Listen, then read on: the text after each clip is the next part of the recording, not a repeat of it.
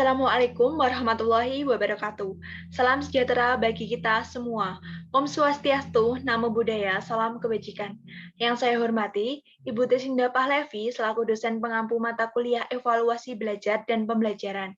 Perkenalkan, kami dari kelompok 1 yang beranggotakan 7 orang mahasiswa, yaitu yang pertama Ahmad Diki Mohaimin dengan NIM 027, Ani Dwianti dengan NIM 043, Dita Rahmawati dengan NIM 011, Emilia Alfianita dengan NIM 029, Handik Kurniawati dengan NIM 041, Lusa Ariska Imanda Putri dengan NIM 013, dan Meisya Antaputra Yesnik dengan NIM 065. Kami dari kelompok 1 akan menjelaskan mengenai pengolahan data serta langkah-langkah analisis butir soal menggunakan itemen yang telah kita lakukan di SMKN 1 Ngawi. Selanjutnya akan dijelaskan oleh rekan saya. Kepada rekan Dita, dipersilahkan.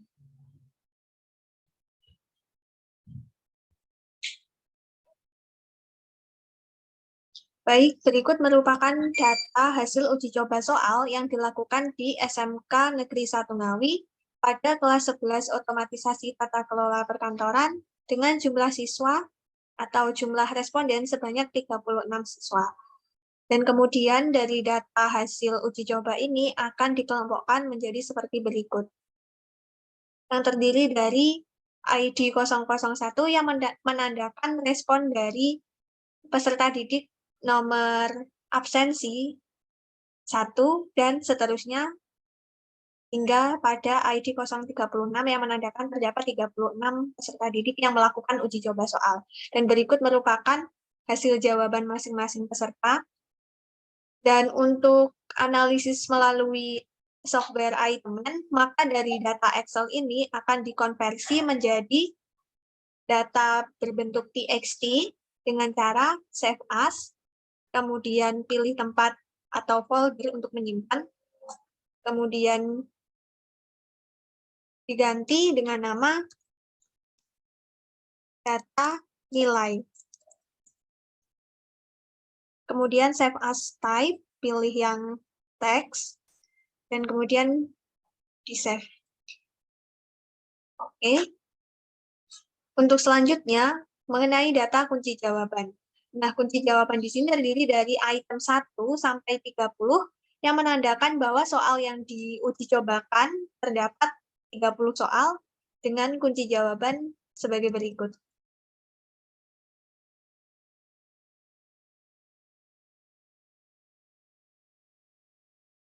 Dan kemudian untuk sebelum dikonversi ke dalam file txt, maka di samping opsi kunci jawaban ditulis angka 5 yang menandakan bahwa pada setiap soal yang diujikan terdapat 5 opsi yang terdiri dari A sampai dengan E. Ini kemudian di-drag ke bawah.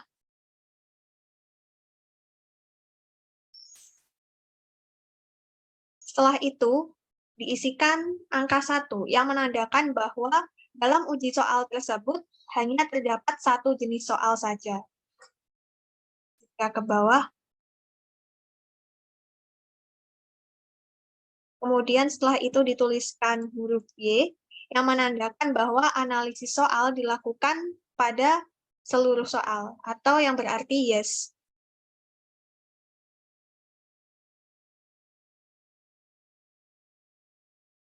Dan yang terakhir dituliskan huruf M yang menandakan bahwa soal yang diujikan berupa multiple choice atau pilihan ganda. Di ke bawah. Nah, setelah data menjadi seperti ini, kemudian dikonversi ke dalam bentuk txt, caranya sama, yaitu dengan save as, kemudian pilih folder untuk tempat menyimpan, kemudian diberi nama data control. Save. Oke.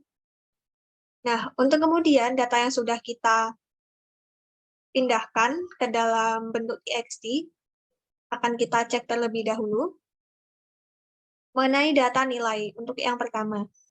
Nah, di sini dari data nilai yang sudah dikonversi terdapat spasi di antara setiap opsi. Nah, ini harus dihilangkan terlebih dahulu untuk bisa dianalisis pada software iTemen. Caranya dengan klik Edit, kemudian Replace, pilih yang Replace All. Nah, kemudian sudah jadi seperti ini, kemudian kita save as dengan mengeklik file, kemudian save as, kita beri nama data nilai fix.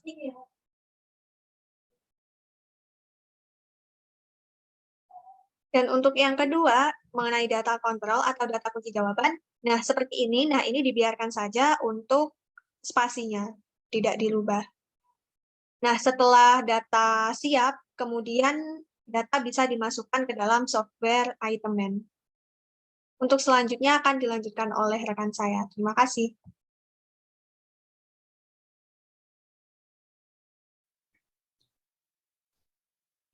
Baik, di sini saya akan melanjutkan analisis butir soal menggunakan aplikasi software Iteman, dan kebetulan aplikasi software Iteman yang saya gunakan adalah Iteman versi keluaran 4.3. Jadi teman-teman bisa membuka aplikasi Iteman ataupun bisa mengunduhnya terlebih dahulu. And then selanjutnya tadi data-data yang sudah diklasifikasikan oleh teman saya sebelumnya, di mana kita buka kembali, yaitu terkait ada data kontrol dan data nilai. Yang mana dalam hal ini kita langsung aja ya mempraktikkan bagaimana sih memasukkan cara menganalisis setiap butir soal menggunakan software Iteman. Di sini kita masukkan data matrix file. Data matrix file ini teman-teman yaitu data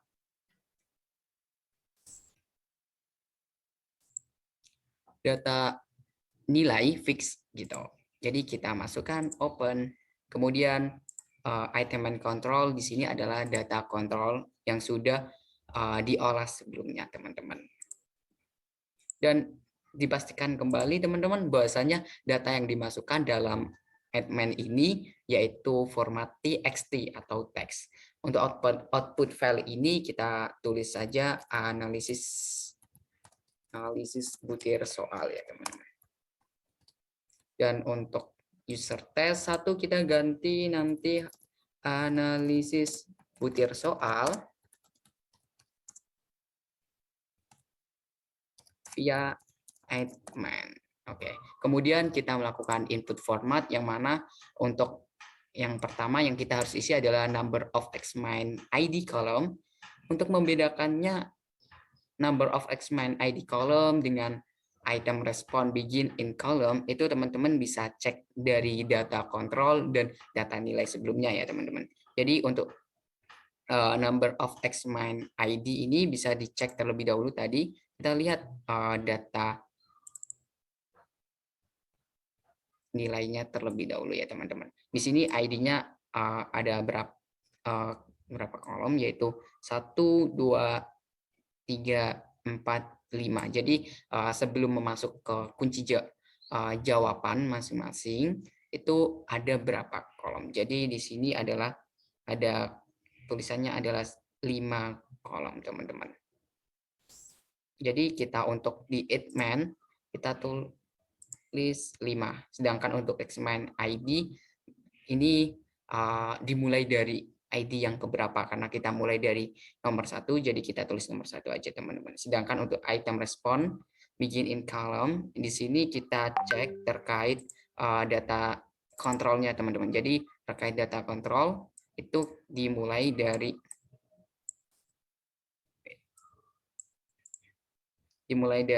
admin kolom keberapa. Kita bisa lihat cek 1, 2, 3, 4, 5, 6. Jadi 6 kolom teman-teman.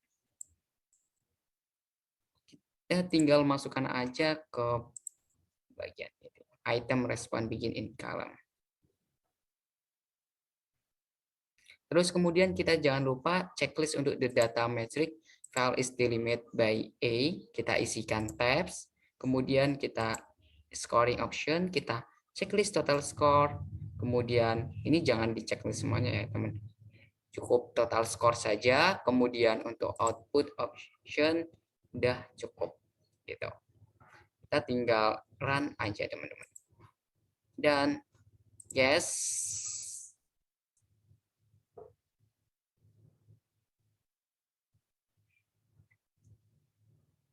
kita tinggal tunggu hasil dari analisis dari Eggman versi 4.3 ini.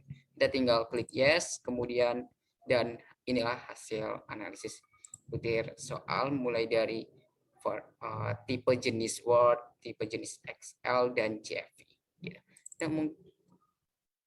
Kita coba buka salah satunya dari hasil analisis butir soalnya. Nah, seperti inilah tampilannya teman-teman ketika halnya file teman-teman udah dianalisis. Seperti itu teman-teman. Dan cukup sekian dari saya dan akan dilanjutkan oleh teman saya selanjutnya. Terima kasih.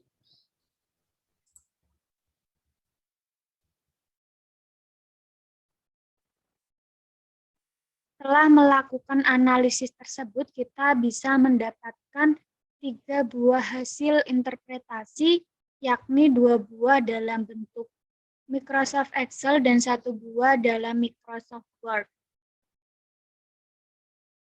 Jika ingin melihat secara keseluruhan hasil dari analisis tersebut, kita bisa melihat dari Word-nya.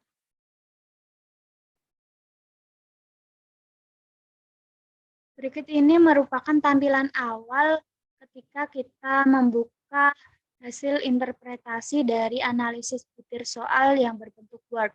Di sini ada judul dan keterangan waktu kita membuat analisis ini. Kita introduction, pengenalan, spesifikasi, yaitu tempat folder kita menyimpan hasil analisis tersebut. Selanjutnya ada spesifikasi dari analisis ini, yakni number of examinees 36, score item 30, multiple choice item 30, dan number of domains ada 1. Mengapa di sini 1? Karena kita hanya menggunakan 1 jenis soal saja. Selanjutnya ada summary statistik. Di sini ada item 30 item, min atau rata-rata 22,750, SD atau standar deviasi 3.3,484, dengan minimal skor yang didapat 11 dan maksimal skor yang didapat adalah 27, dengan min P atau tingkat kesukaran 0,759 dan min RP-BIS atau tingkat pembeda yakni 0,198. Di sini kita juga dapat melihat reliability yakni alfa, artinya angka koefisien reliabilitas alfa convex di sini adalah 0,639, dan juga SEM atau standard error of measurement atau kesalahan standar pengukuran yakni 2,092. Di sini juga dijelaskan summary statistik for the flag item dengan item ID yakni nomor dari butir soalnya, P item min atau tingkat kesukaran butir, R koefisien korelasi poin biserial atau daya beda butir, dan flex artinya keterangan. Misalnya K adalah key error atau kunci jawaban yang diberikan salah, LR adalah low RP-BIS, daya beda rendah, dan LR adalah low proportion correct atau tingkat kesukaran rendah.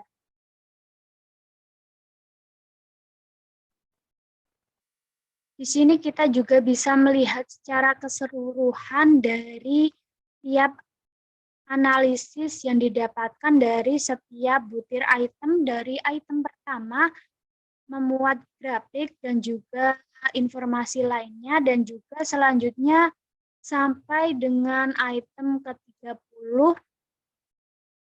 Di sini lengkap terdapat analisis yang kita buat tadi.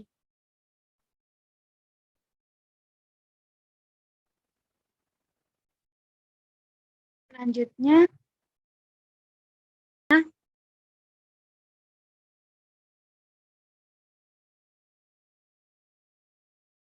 di sini saya akan menjelaskan tentang ketentuan untuk melihat kerehabilitasan dari analisis butir soal ini. Dengan rumus alfa KR20. R kurang dari 0,20 berarti analisis soal tersebut reliabilitasnya bernilai sangat rendah. Selanjutnya, 0,20 sampai 0,40 bernilai rendah, 0,40 sampai dengan 0,60 bernilai sedang, 0,60 sampai 0,80 bernilai tinggi, dan juga 0,80 sampai dengan 1 bernilai sangat tinggi. Selanjutnya, ketentuan indeks daya pembeda yakni RPBIS adalah 0,40 sampai dengan 1 bernilai baik, 0,30 sampai dengan 0,39 bernilai sedang atau tidak perlu direvisi, 0,20 sampai 0,29 bernilai cukup baik atau perlu direvisi.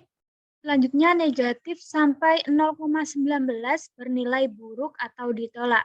Selanjutnya akan dijelaskan oleh rekan saya.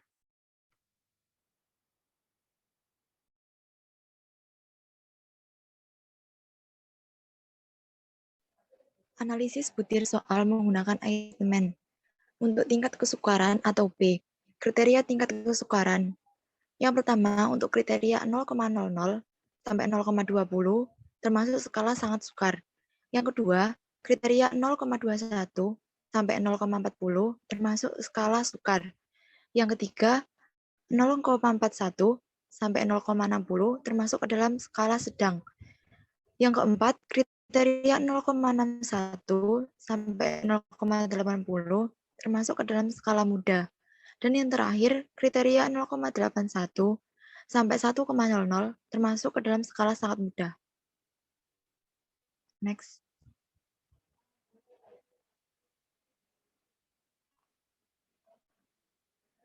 Untuk selanjutnya ada kualitas pengecoh atau prop. Sebuah pengecoh dikatakan berfungsi baik jika paling sedikit dipilih oleh 5% pengikut tes atau penjawab soal. Untuk selanjutnya akan dilanjutkan oleh rekan saya.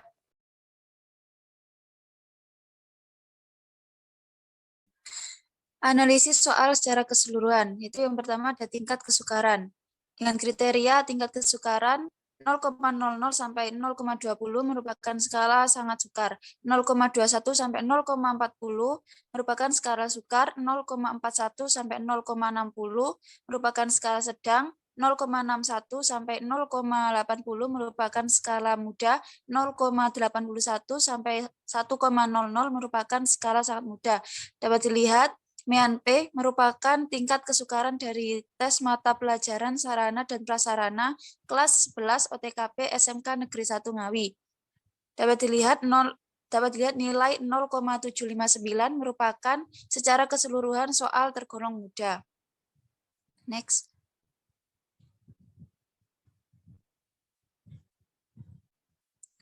Daya pembeda. Dengan kriteria daya pembeda 0,40 sampai 1,00 merupakan skala baik, 0,30 sampai 0,39 dengan skala sedang atau tidak perlu direvisi, 0,20 sampai 0,29 merupakan skala cukup baik atau perlu direvisi, kriteria negatif sampai 0,19 merupakan skala buruk atau ditolak. Dapat dilihat MEAN RBIS merupakan daya pembeda dari tes mata pelajaran sarana dan prasarana kelas 11 OTKP SMK Negeri 1 Ngawi. Dapat diketahui nilai 0,198 menunjukkan secara keseluruhan soal tergolong buruk atau ditolak. Selanjutnya akan dilanjut rekan saya.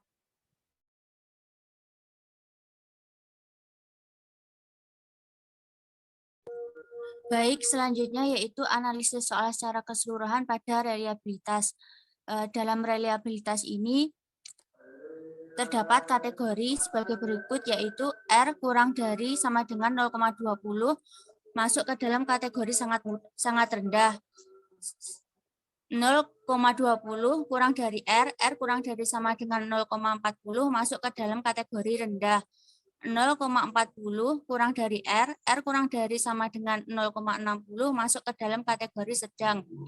0,60 kurang dari R R kurang dari sama dengan 0,80 masuk ke dalam kategori tinggi. Dan 0,80 kurang dari R kurang dari sama dengan 0,00 masuk ke dalam kategori sangat tinggi. Sehingga dapat dijelaskan bahwasanya alfa KR20 menunjukkan tingkat reliabilitas dari tes mata pelajaran sarana dan prasarana kelas 11 OTKP SMK Negeri 1 Ngawi mendapatkan nilai 0,639 yang menunjukkan secara keseluruhan soal tergolong tinggi. Next.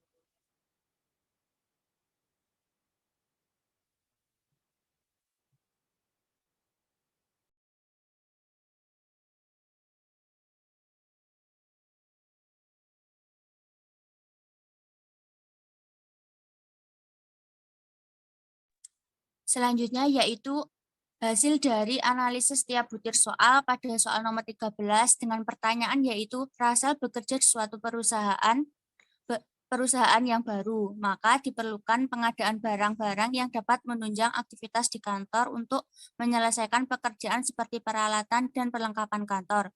Barang-barang di bawah ini klasifikan yang termasuk ke dalam perlengkapan kantor. Yang pertama yaitu pensil, kedua penjepit kertas, ketiga mesin fotokopi, keempat flash disk, kelima printer, dan keenam flash disk.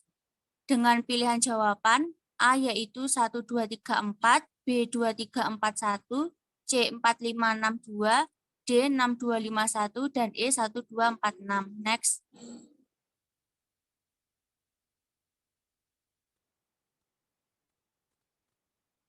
Dari hasil soal tersebut menghasilkan data analisis dari grafik, item information, dan item statistik sebagai berikut.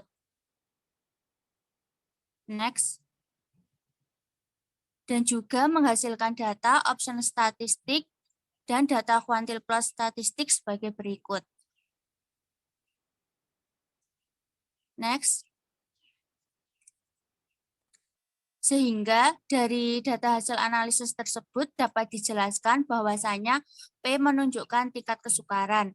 Berdasarkan hasil pembacaan software, soal nomor 13 memiliki skor 0,800 yang memiliki artian soal tersebut tergolong mudah. Selanjutnya yaitu RPBIS menunjukkan daya pembeda dengan menggunakan koefisien korelasi poin biserial. Nilai 0,294 berarti soal nomor 13 tersebut memiliki daya pembeda yang cukup baik. Selanjutnya yaitu RBIS juga menunjukkan indeks daya pembeda soal dengan menggunakan koefisien korelasi biserial. Dan selanjutnya yaitu AlphaWO menunjukkan reliabilitas soal nomor 13 dengan nilai 0,622 berarti soal tersebut memiliki reliabilitas tinggi. Selanjutnya akan dilanjutkan oleh rekan saya. Baik, akan saya lanjutkan mengenai analisis tiap butir soal pada soal nomor 14 dengan soal prosedur keselamatan dan kesehatan kerja adalah suatu cara untuk melakukan pekerjaan mulai awal hingga akhir yang didahului dengan penilaian risiko terhadap pekerjaan tersebut yang mencakup keselamatan dan kesehatan terhadap pegawai PT Bahagia Selalu adalah sebuah perusahaan yang bergerak di bidang konstruksi gedung atau bangunan yang pastinya memiliki standar keselamatan pegawai. Yang merupakan manfaat dari prosedur keselamatan dan kesehatan kerja adalah opsi A, melindungi tenaga kerja atas hak keselamatannya dalam melakukan pekerjaan untuk kesejahteraan hidup dan meningkatkan produksi. Opsi B, pegawai wajib mengikuti seluruh petunjuk atau instruksi yang telah diberikan oleh atasan. Opsi C, waktu yang dibutuhkan semakin panjang karena prosedur yang dijalankan tidak sesuai. Opsi D, pegawai atau karyawan cepat pulang tepat waktu pada waktu yang telah ditetapkan. Opsi E, pegawai akan merasa aman dalam melakukan pekerjaannya dan perusahaan juga diuntungkan karena tidak harus mengeluarkan biaya penyembuhan terhadap karyawan yang mengalami kecelakaan. Dari analisis butir soal tersebut diperoleh hasil grafik, item information, dan item statistik sebagai berikut. Kemudian diperoleh hasil data mengenai grafik, option statistik, kuantil plot statistik. Bisa dilihat pada tabel berikut. Kemudian dari hasil analisis soal tersebut diperoleh hasil analisis yang menunjukkan 1. P menunjukkan tingkat kesukaran. Berdasarkan hasil pembacaan software, soal nomor 14 memiliki skor 0,639 yang memiliki artian soal tersebut tergolong mudah. Kemudian RPBIS menunjukkan daya pembeda dengan menggunakan koefisien korelasi poin biserial. Nilai 0,203 berarti soal nomor 14 tersebut memiliki daya pembeda yang cukup baik. Kemudian RBIS juga menunjukkan indeks daya pembeda soal dengan menggunakan koefisien korelasi biserial. Kemudian selanjutnya yaitu alpha WO menunjukkan reliabilitas soal nomor 14 dengan nilai 0,630 berarti soal tersebut memiliki reliabilitas tinggi. Kemudian selanjutnya yaitu analisis butir soal pada soal nomor 15. Dengan soal, perusahaan Metro Kencana akan dibuka bulan depan. Sebagian interior sudah terpasang dengan rapi, akan tetapi ada permasalahan dalam pemilihan perlengkapan kantor. Usaha yang bisa dilakukan untuk menentukan perlengkapan kantor sesuai dengan kegunaan namun dengan nilai estetika yaitu opsi A, membeli perlengkapan kantor yang mengandung unsur keindahan dan sesuai dengan apa yang dibutuhkan. Opsi B, membeli perlengkapan kantor sesuai dengan selera pegawai. Opsi C, memilih perlengkapan kantor yang mahal namun dengan kualitas tinggi. Opsi D, memilih perlengkapan kantor yang berukuran besar agar terlihat mewah. Opsi E, membeli perlengkapan kantor dengan berbagai jenis. Dari analisis butir soal tersebut dapat diperoleh data mengenai grafik, item information, dan item statistik sebagai berikut. Kemudian yaitu diperoleh data mengenai option statistik dan quantile plot statistik sebagai berikut. Selanjutnya, dari hasil analisis butir soal tersebut diperoleh data, yaitu yang pertama P menunjukkan tingkat kesukaran. Berdasarkan hasil pembacaan software, soal nomor 15 memiliki skor 0,972 yang memiliki artian soal tersebut tergolong mudah. Kemudian RPBIS menunjukkan daya pembeda dengan menggunakan koefisien korelasi poin biserial. Nilai 0,553 berarti soal nomor 15 tersebut memiliki daya pembeda yang baik. Kemudian RBIS juga menunjukkan indeks daya pembeda soal dengan menggunakan koefisien korelasi biserial. Kemudian yang terakhir yaitu alpha WO menunjukkan reliabilitas soal nomor 15 dengan nilai 0,620 berarti soal tersebut memiliki reliabilitas tinggi. Sekian presentasi yang dapat kami sampaikan, kurang lebihnya kelompok kami mohon maaf. Wassalamualaikum warahmatullahi wabarakatuh. Terima kasih.